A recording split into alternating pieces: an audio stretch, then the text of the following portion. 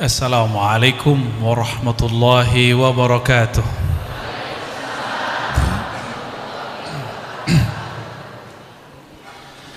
Alhamdulillahi rabbil alamin, hamdan yuwafi ni'amahu yukafi'u mazidah.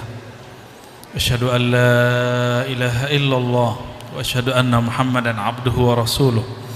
Allahumma salli ala sayyidina wa maulana Muhammad wa ala alihi wa ashabi jema'in, amma ba'du. Puji syukur kepada Allah karena gerak darinya lah kita berkumpul pada siang ini. Masih pagi ya? Pagi menuju siang. Dan kita berkumpul ini niatnya cuma satu, mengenang, merindui baginda Nabi Muhammad sallallahu alaihi wasallam. Rindu yang tidak pernah bertepuk sebelah tangan adalah rindu kepada Rasulullah sallallahu alaihi wasallam. Maka rinduilah dia, sebutlah namanya sesuka hati. Dia akan langsung menyebut nama kita. Kalau bukanlah karenanya kita tidaklah mengenal Allah, kalau bukanlah karenanya kita masih nyembah patung, nyembah pohon, nyembah matahari, alhamdulillah karenanya lah kita berkumpul pagi ini.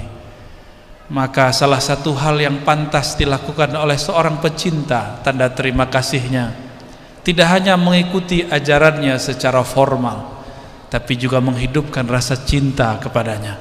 Maka dalil maulid bukan A, B, C, D.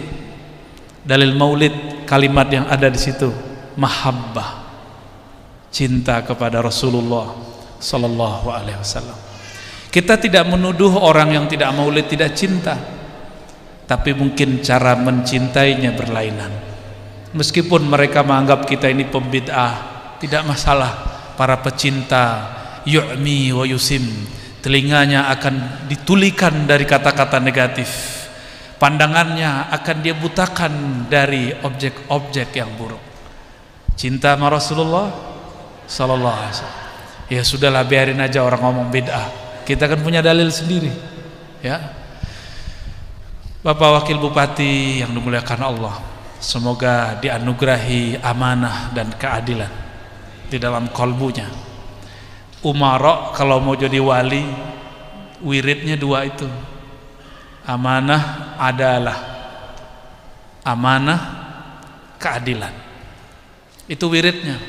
Kalau wirid kami ngaji kitab, baca aurat, baca zikir, khataman. Tapi wiridnya para umara, siapapun yang berkhidmat memimpin negeri ini, semua perangkatnya sampai ke Pak RT-nya, semoga diberikan amanah dan keadilan, amin ya rabbal alamin. Dan saya melihat kayaknya Pak Wabub nih juga santri nih, nyebut kitab-kitab fasih bener ya, ngalah-ngalahin saya nih. Beberapa waktu lalu saya dihubungi oleh sahabat saya, Ajengan Dadan ya, barakallahu fikum. Beliau dengan rendah hati mau datang ke tempat kami. Ternyata ini menjadi awal silaturahim kami ke negeri Jawara. Ini Jawara hakiki apa Jawara kependekan ini? Jadi takut kesini nih ntar nih. Apa Jawa? Gitu deh ya. Semoga sesuai dengan doanya, amin ya rabbal alamin. Saya bawa kitab, meskipun hadisnya sudah sering dibaca, cuma ingin dapat berkahnya ya, mohon disimak. Bismillahirrahmanirrahim. Ini kitab Imam Al-Baihaqi. Qala akhbarana Abu Bakar Ahmad bin Hasan Al-Qadi. Mengajarkan kepada kami Imam Abu Bakar Ahmad bin Hasan Al-Qadi. Ini ahli hadis, dulu nggak bisa langsung ke Rasulullah. Setiap kali menyebut hadis mesti menyebut nama gurunya. Maka zikru asma'i syuyukh minas sunnah. Menyebut nama guru itu sunnah. Walaupun orang yang ngaku sunnah hari ini mengatakan tidak ada kata guru, langsung kata Allah dan Rasulnya. Bagaimana mau kenal Allah dan Rasul kalau tidak kenal guru? Jadi menurut kami yang belajar hadis, alhamdulillah saya ngaji hadis belum lama, dari tahun 2004. Khatam kitab, khatam ini ada adik kelas saya ya, Ustadz Agus ini. Ini ahli hadis. Silakan diperes ilmu hadisnya ya. Kalau ada fatwa-fatwa butuh hadis, tanya riwayatnya sahih atau tidak nih, ngerti. 5 menit beres sama dia hadisnya. Nanti keluar statusnya sahih, tidak sahih. Insya Allah. Khatam itu 4 hadis, 4 kitab, 6 kitab malah. 2004 sampai sekarang saya khidmat untuk menyebarkan hadis-hadis Nabi Muhammad sallallahu alaihi wasallam. Maka saya maulid tiap hari, Pak. Saya maulid tiap hari. Ya, kalau formalnya mungkin di sini sekali setahun. Tapi mau nggak tempat ini lebih diberkahi? Ya, terutama kepada para pemimpin. Nggak usah pikirin dana sendiri, kan ada Basnas, Pak. Ya. Ini pesan dari masyayikh saya banyak sekali, bukan 1-2. Jika ingin negerimu diberkahi, maka sebarkan nama Nabi Muhammad dalam bentuk maulid, mulai dari awal Rabiul Awal sampai puncaknya tanggal 12. Walaupun formalnya nanti kita buat, jadi dibuat mungkin di rumah siapa, secara resmi dibuka oleh pemerintah. Mau nanti ya Pak Wabub ya, tahun depan masih mimpin Pak Wabub, tahun depan insya Allah semoga dipanjangkan umur. Mulai malam pertama di tempat tinggalnya kah, di tempat Pak Bupati kah, atau di tempat siapa, yang penting pemimpin resmi. Kalau kita di pesantren hampir tiap hari, tiap minggu kita maulidan.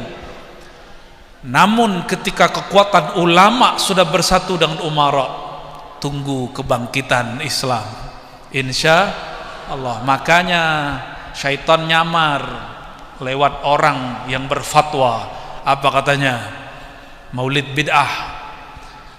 Padahal dulu Salahuddin Al-Ayyubi membangkitkan semangat jihad lewat maulid. Kalau ingin membangkitkan sunnah Nabi, hidupkan maulid Nabi Muhammad sallallahu alaihi wasallam. Mulai malam pertama baca hadis 2-3, habis itu sholawatan ya. Malam besok undang lagi majelis siapa, begitu 12 hari berturut-turut. Jika gerakan ini ada terus di Indonesia bertahun-tahun, insya Allah berkah Allah turunkan di negeri ini. Karena tidak ada satu tempat yang disebutkan nama baginda Nabi Muhammad SAW kecuali tempat itu berbangga karena turun rahmat di sana. Coba dengarkan hadis Sayyidina Ali. Ini baru saya baca satu nama guru nih ya, udah ingat macam-macam. Kata Sayyidina Ali, hadis Imam Tirmizi, hadis imam yang lain banyak. Tidaklah kami melewati pegunungan, pepohonan, perkebunan bersama Rasulullah sallallahu alaihi wasallam illa wa yusallimu alaihi, kecuali mengucap salam kepadanya dan mengatakan assalamu alayka ya nabiyallah, assalamu alayka ya Rasulullah, atau kalam yang tadi sallallahu ala Muhammad. Itu semua, itu batu lebih keras dari kita, tahu Nabi lewat. Bebatuan menyambut Nabi, pohon nyambut Nabi, Nabi lagi lewat, onta nyambut Rasulullah SAW. Cuma sayangnya onta yang diadukan masalah perut. Walaupun itu boleh, cuma nggak elok, masa kualitasnya kualitas onta. Mau bertemu Rasulullah, jangan adukan masalah duniawi, adukan nasib kita di akhirat. Dunia ini sudah dijamin oleh Allah. Ini pesan Imam Ibnu Athaillah Sakandari, arih nafsaka minat tadbir. Kamu gak usah berat-berat mikirin dunia, udah dijamin. Kerja aja, ambil asbabnya, Allah mudahkan. Yang hendak kamu pikirkan bagaimana matimu nanti. Maka kalau bertemu mimpi ketemu Rasulullah, kalau ada kesadaran, minta, wahai Rasulullah, izinkan aku dapat syafaat sebelum wafat, izinkan aku dapat syafaat ketika masuk kubur, ketika dibangkitkan, ketika dihisab, ditimbang sampai tembus ke sirat, sampai masuk surga. Amin ya rabbal alamin. Jangan yang cetek-cetek kalau ngadu sama Rasulullah. Walaupun itu dibolehkan secara hukum, tapi secara adab kurang keren. Nih saya mau tanya nih ke Pak Wabub nih. Kalau ada orang datang, mau nih kiai datang bawa proposal, tiap kali datang bawa proposal, nyaman nggak Pak Wabub? Nggak nyaman. Nih bocoran nih. Padahal tadi nggak pernah cerita. Nggak nyaman. Rasulullah nyaman-nyaman aja. Cuma Rasulullah itu lebih nyaman dengan Abu Bakar As-Siddiq. Yang ada Abu Bakar nyerahin semua hartanya untuk perjuangan Nabi, bukan minta kaya kepada Nabi. Sekarang kan dibalik. Majelis-majelis maulid diramaikan dengan gombal-gombal hebat. Ya boleh, gak apa-apa. Hadis maulid, utang terbayar, gak apa-apa. Cuma gak keren ente begitu. Sayyidina Umar menyerahkan setengah hartanya, tapi melihat Abu Bakar semua, dia pulang lagi, dia ambil semua offsetnya. Begitu mereka merayakan Rasulullah sallallahu alaihi wasallam. Justru mereka berhabis-habis untuk Rasulullah, bukan malah menjual nama Nabi atau menggunakan nama Nabi untuk kepentingan pribadi, untuk kekayaan materi. Itu baru umat Muhammad sejati. Ring 1, 2, 3 kita di belakang mereka nanti. Ya, kalau enggak nanti ya mungkin bareng-bareng sama itu onta. Mau begitu? Boleh. Para kiai bilang sholawat jembuhin badan, betul, tapi itu bukan tujuan. Ini kita mesti mendewasakan umat Pak Kiai. Sepakat Pak Kiai ya?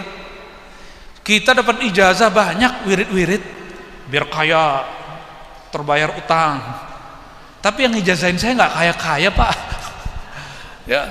Oh ternyata beliau levelnya sudah nggak begitu. Cuma karena kita minta ijazah begitu dikasih juga. Bagi beliau menyebut nama Rasulullah itu sudah kaya. Itu sudah kaya.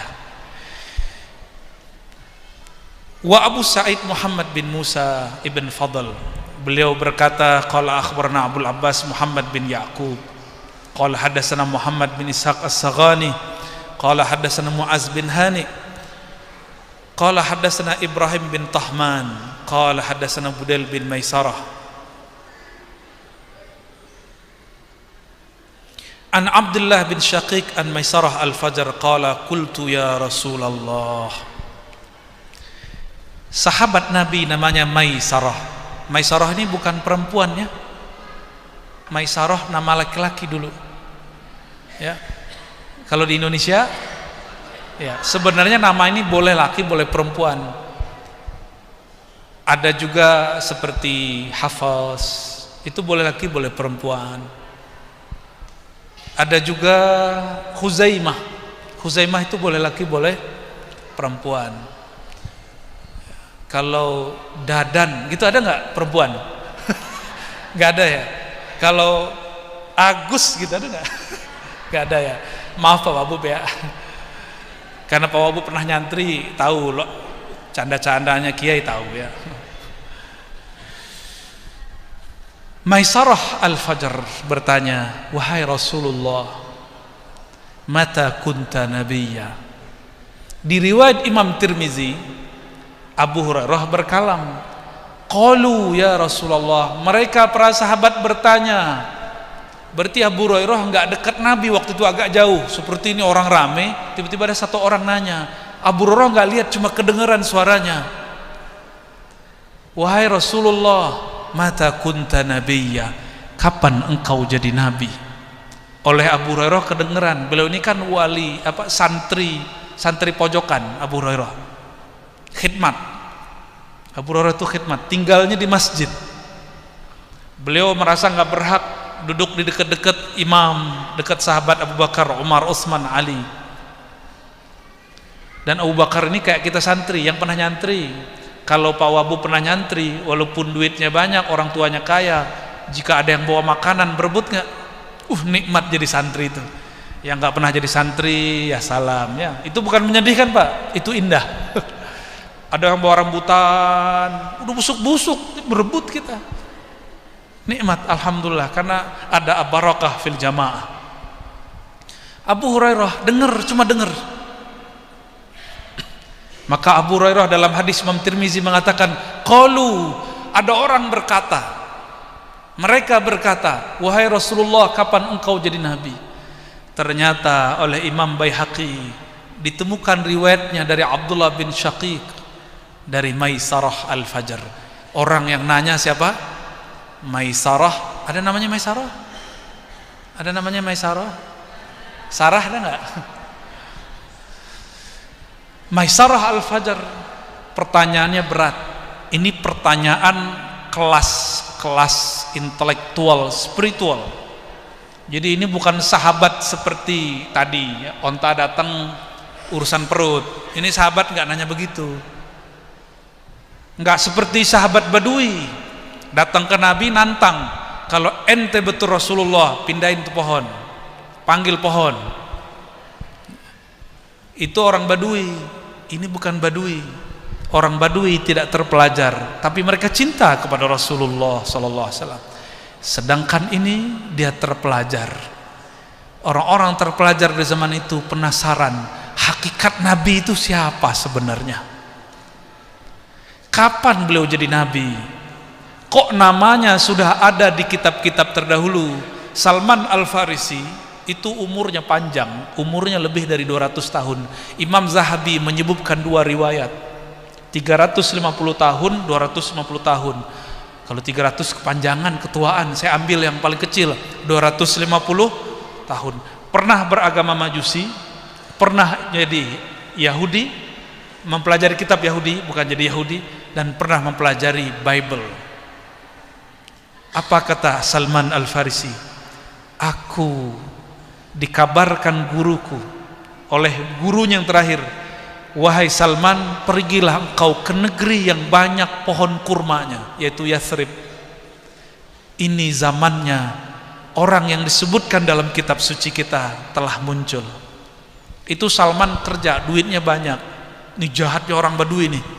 Jadi orang Arab gak semuanya baik, Pak. Walaupun hidungnya mancung, jenggotnya Masya Allah, wajahnya gak ada apa-apanya, wajah Ar-Razi ya. Jadi gak usah cemburu Pak MC ya. Salman kemudian minta izin kepada gurunya. Gak lama gurunya meninggal. Dia carilah karavan-karavan orang Arab, kabilah-kabilah Arab, kafilah-kafilah yang sedang berdagang di Syam. Dapatlah satu rombongan. Dia tanya, kamu dari mana? Oh, saya dari Arab. Kamu tahu Yathrib nggak? Oh, tahu, itu tempat lewat saya itu. Ya udah, saya mau numpang, mau ikut kamu. Kata yang orang Arab Badui ini, oh boleh, itu mah syarat. Arab Badui pulus aja, otaknya pulus mulu. Dinar dirham, dinar dirham, dinar dirham. Dikasihlah, dibayarlah. Sisa uangnya separuh. Nih, perjuangan mau temu Rasulullah. Bukan dia minta duit dari Rasulullah, dia yang habisin duit untuk Rasulullah SAW. Di tengah jalan, sebelum gerbang Madinah, ada pasar budak. Si Arab Badui buat pengumuman, oi, saya punya budak murah, kurus kering, udah agak tua dikit ya, aslinya harganya 100 dirham, saya jual 50 deh. Akhirnya berebut yang jual, yang beli. Salman bingung, saya kan bukan budak. Nih Arab Badui begitu tuh. Jadi ini kalau ketemu Arab-Arab jahat tuh keturunan ini kayaknya. Yang benernya keturunan Nabi Muhammad SAW, yang gak bener keturunan Arab Badui yang gak bener ini. Akhirnya Sayyidina Salman Al-Farisi, orang Persia, dibawa ke Madinah. Beliau nggak protes, nggak apa-apa, mungkin ini takdirku. Diterima. Badannya kecil, kurus, jarang makan. Disuruh kerja sama tuannya. Setiap kali kerja dia dapat duit. Dia tabung. Besok dia dengar Sang Muhammad sudah ada di Madinah.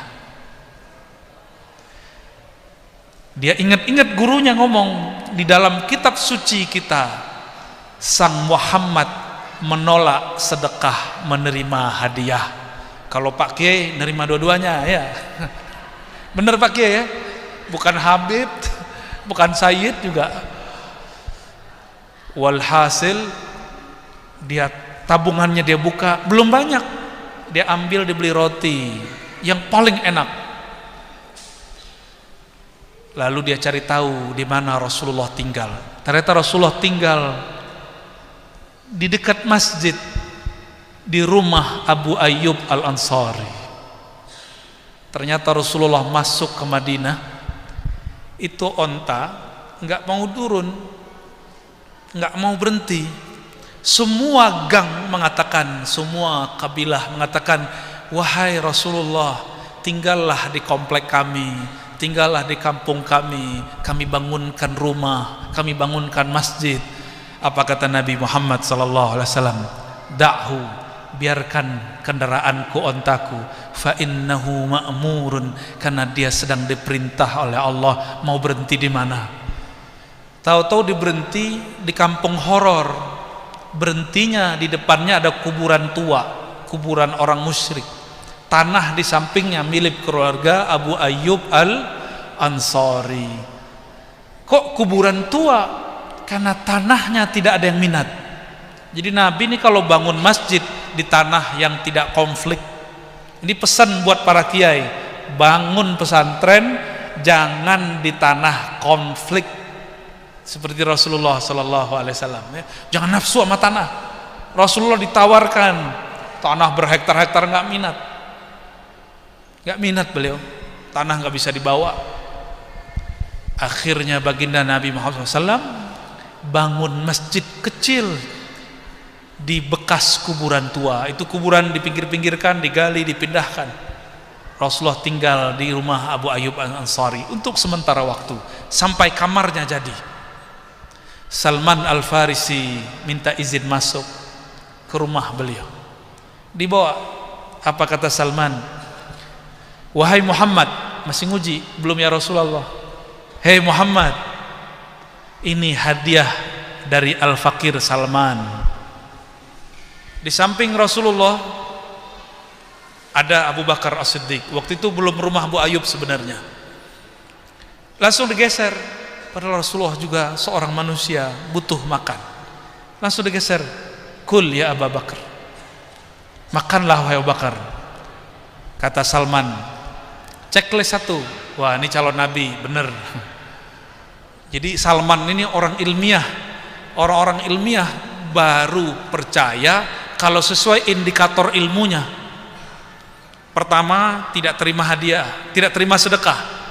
Besok beberapa hari lagi dia datang lagi, nabung, terkumpul duit, dia bawa makanan paling enak. Wahai Muhammad, ini hadiah dari Al-Fakir Salman. Langsung Nabi ambil cowel, dimakan. Bismillah. Selesai Nabi makan, Salman matanya berkaca-kaca, tangannya langsung yamuddu yadai. Faqala ashhadu annaka Rasulullah. Betapa bahagianya Salman, orang yang dia cari beratus tahun ada di hadapannya, makan hadiah darinya. Dia mengatakan, asyhadu, aku bersaksi engkau benar-benar Nabi Muhammad sallallahu alaihi wasallam. Rasulullah itu ayahanda ruh. Kalau kita lama tidak bertemu orang tua, rindu enggak? Bahkan banyak ini bapak-bapak yang sudah yatim nih ya. Udah yatim, Pak. Tahu-tahu mimpi ketemu ayahanda, ibunda, nangis enggak? Nangis kita. Bagaimana Salman ruhnya terhubung kepada ruh Rasulullah, bertemu Rasulullah, air matanya berkaca-kaca. Pulang dia terharu. Dia cukup gak perlu lama-lama dia bersama Rasul, karena dia masih bekerja, dia masih status budak. Dia gak berontak dia kepada tuannya, dia terima tuh takdirnya. Sampai kemudian dia nabung, berhasil. Di tahun berikutnya sudah menjadi laki-laki merdeka. tidak lagi jadi budak, maka dia berkhidmat untuk Rasulullah. Jadi yang saya tahu, sahabat-sahabat mulia yang akalnya sempurna, mereka bukan datang kepada Rasulullah minta utangnya dibayarkan, penyakitnya disembuhkan, kecuali 1-2 saja. Tapi sahabat-sahabat ring 1, ring 2, justru mereka menghabiskan uangnya untuk Rasulullah. Mereka bersakit-sakit berjuang untuk Rasulullah. Mau seperti mereka? Mau. Maka kita sisihkan harta kita sebagian untuk menghidupkan sunnah Nabi Sallallahu Alaihi Wasallam.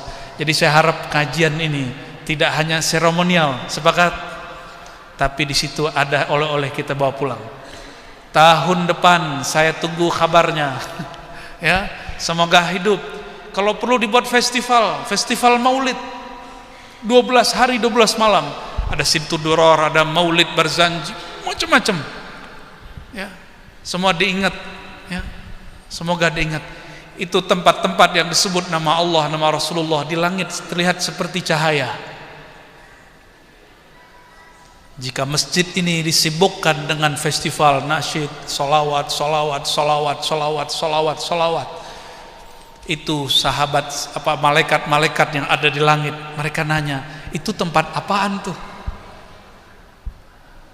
Nanti malaikat yang naik turun namanya muta'aqibun, malaikat siang malam, kasih tahu, oh itu orang solawatan di Masjid Al-Musabaqah Subang. Amin. Ya, kalau nama kita tertera di situ, insya Allah berhak nama dapat syafaat Rasulullah SAW. Apa itu majelis maulid? Majelis maulid, majelis yang di situ kita mengenang Nabi dan bersolawat ke Nabi. Saya mau tanya, solawat itu ajaran Nabi bukan? Maka tidak ada lagi dalil yang dapat membid'ahkan maulid Nabi, karena di dalamnya ada salawat. Allahumma sholli ala Sayyidina Muhammad.